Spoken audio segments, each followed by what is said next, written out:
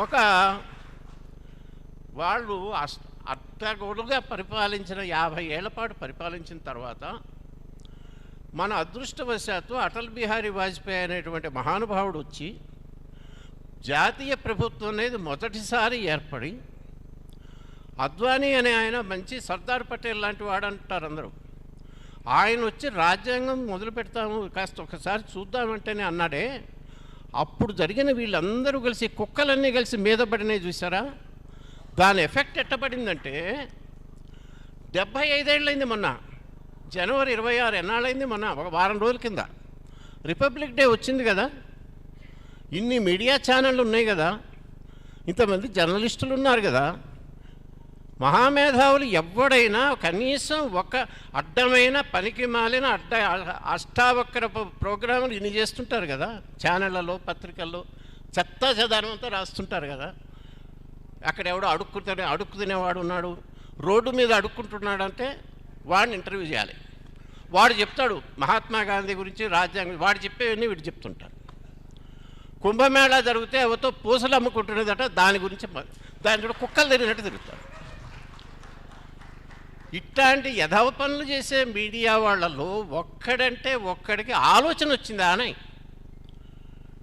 ఓ పెద్ద ఛానల్ ఓనర్కి 1 కోటికి పైన సబ్స్క్రైబర్స్ ఉన్న ఆయనకి, ఆయన నన్నేదో ఒక ప్రోగ్రాం రెగ్యులర్గా మీరు చేయాలండి అని అంటే నేను చెప్పా, అది సరే, అది తర్వాత రేపు జనవరి 26 వస్తుంది కదా, దీని మీద కాస్త ఒకసారి దృష్టి సారించండి అన్నా.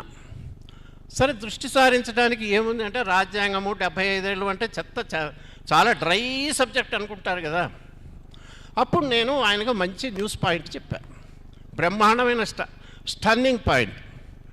ఏమిటి అంటే, మన రాజ్యాంగము అందరూ చెప్పేది ఏంటంటే, ఇది బాబాసాహెబ్ బిఆర్ అంబేద్కర్ గారు రాసిన రాజ్యాంగం, ఆయన ప్రసాదించిన రాజ్యాంగం, ఆయన అప్పుడు ఆ రాజ్యాంగం రాశాడు కనుకే ఇవాళ మనం బతుకుతున్నాం.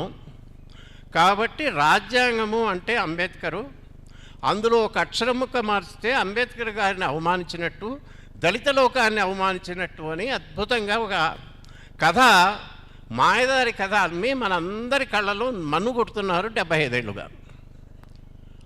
అది ఎట్ట అన్నారు అంటే నేను చెప్పాను, వీళ్ళు ఎవరినైతే ముందు చూపించి ఏ అంబేద్కర్ గారినైతే రాజ్యాంగం మీద పీటల మీద కూర్చోబెట్టి ఆయనే రాశాడు ఆయనే రాజ్యాంగానికి తండ్రి తాత ముత్తాత అని చెప్తున్నారు కదా, 1950లో రాజ్యాంగం అమల్లోకి వచ్చిన తర్వాత 1953లో అంబేద్కర్ గారు రాజ్యసభలో అధికారికంగా ఒక ప్రకటన చేశాడు.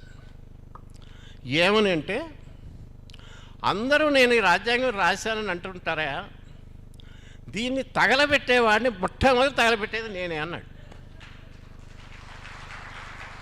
మీరు చూసుకోవచ్చు అందరి దగ్గర ఫోన్లలో BR Ambedkar parliament Rajya Sabha constitution burnout అని పెట్టండి వస్తుంది.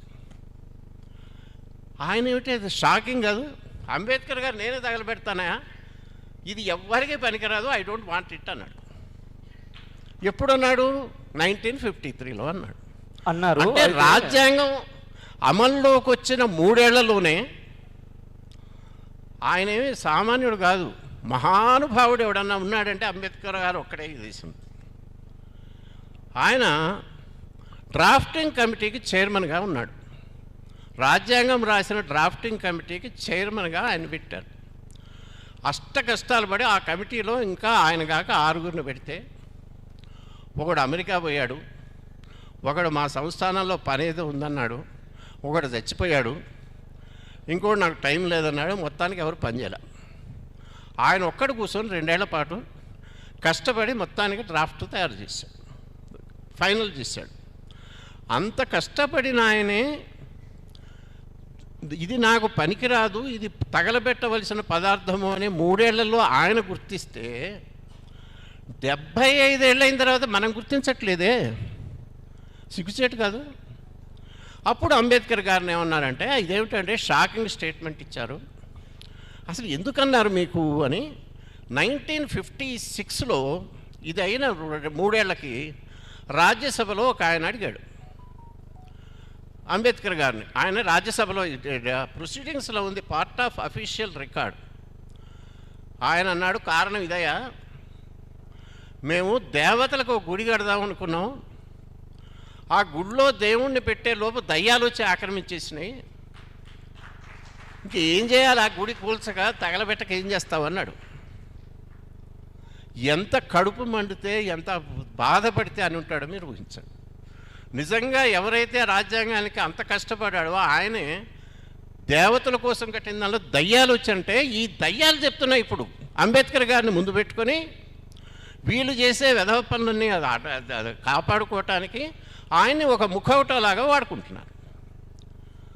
Is it not something that should be brought out at least now even after 75 years?